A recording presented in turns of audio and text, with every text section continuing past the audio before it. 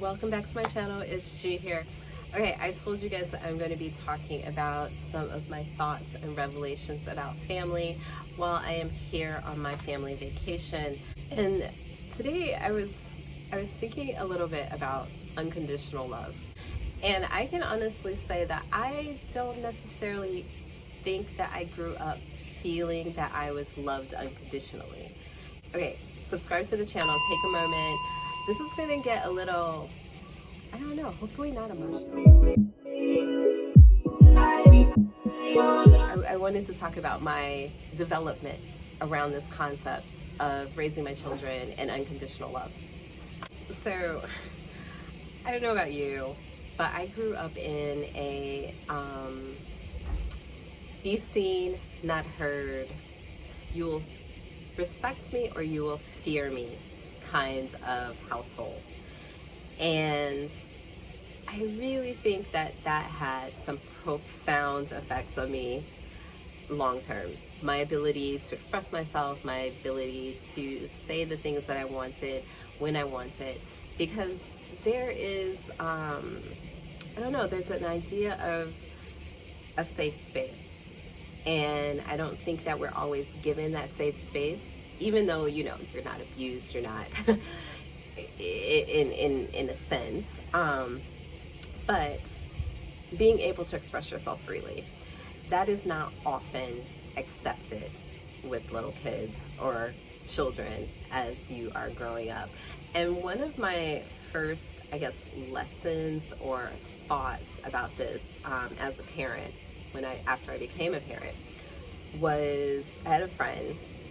She's also a person of color, but she is Latina.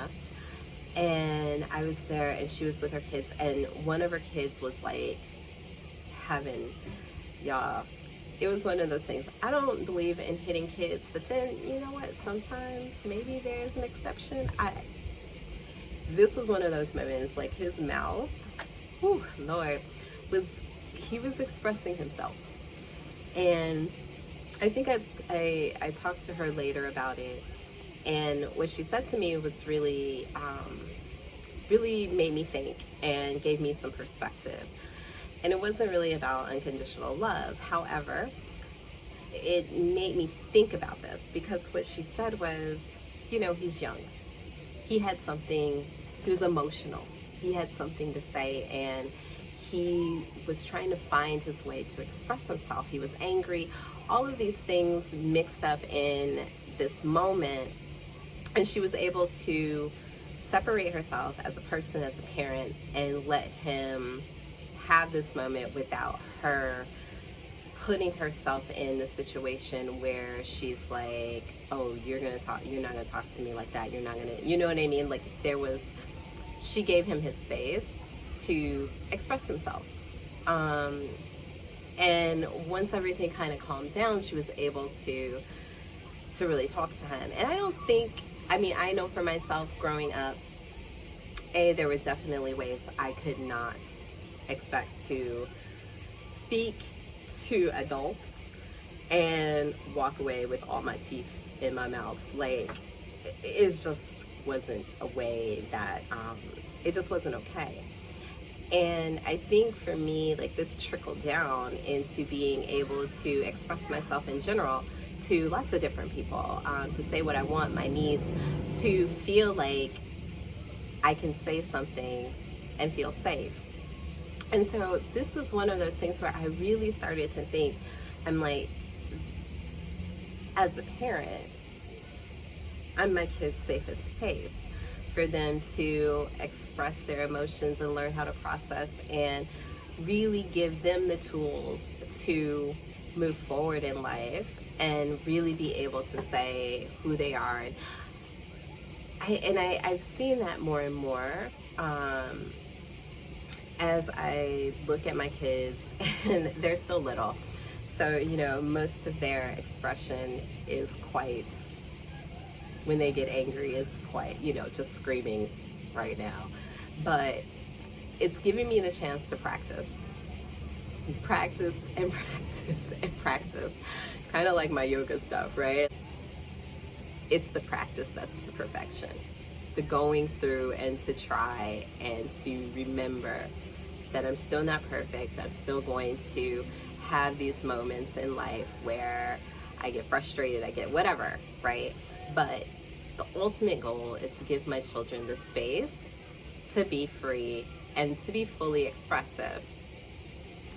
And that's one of the things I think when we become adults and we look back at our childhood and we want to give our kids like everything that we didn't have. A lot of times it just translates into stuff, right? But a lot of the things that we really needed was a bit of grace, a bit of patience, a bit of, I don't know, care. And I've been, I have my other son, and I definitely changed how I definitely did not raise him the way in which I was raised, because I tried to have a much more softer way of growing up, a much more, inclusive relationship with him and giving him his space. I always wanted him to be able to come to me and say anything that he needed, because I don't feel like I grew up with that same kinds of ability to just be like, this is how I feel, this is what I'm going through. And so it came to be that I just kept a lot of things inside, and it took me a while, even in relationships and between friends, and it took me a while to really find my voice. And I have to look back and I think, what if I had found my voice at a much earlier age? How much sooner in my life would I have been whole, And I think as this evolution of parenting, I really do believe this is one of the things that I think is so important for parents, and I don't think we always really consider this. When our children are testing us, and they test us all the time, right? When they're testing us, it's really, really a test for us, a lesson for us to learn how to evolve as people, as parents, and understand new humans. Because with all of our experience in life, they don't have it, right? So one of the things, like being here, being around like this culture, I mean, there's still tons of stuff, I'm gonna tell you right now, that as a parent,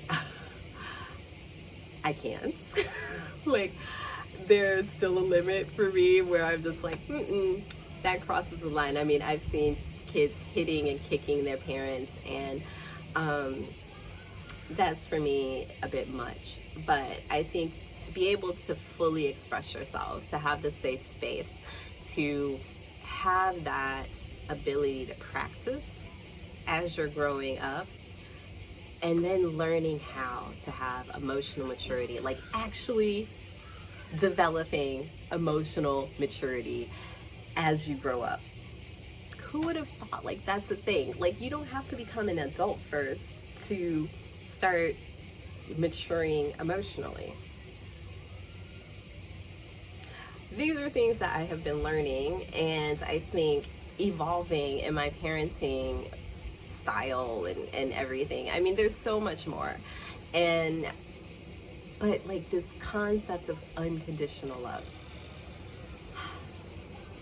I feel like a lot of times as parents, we want to make sure we are not embarrassed by our children in the world or whatever. We don't want to feel like we've got these terrible little beings that everyone else is going to be like, oh God, look at those kids. But the truth of the matter is, it doesn't matter.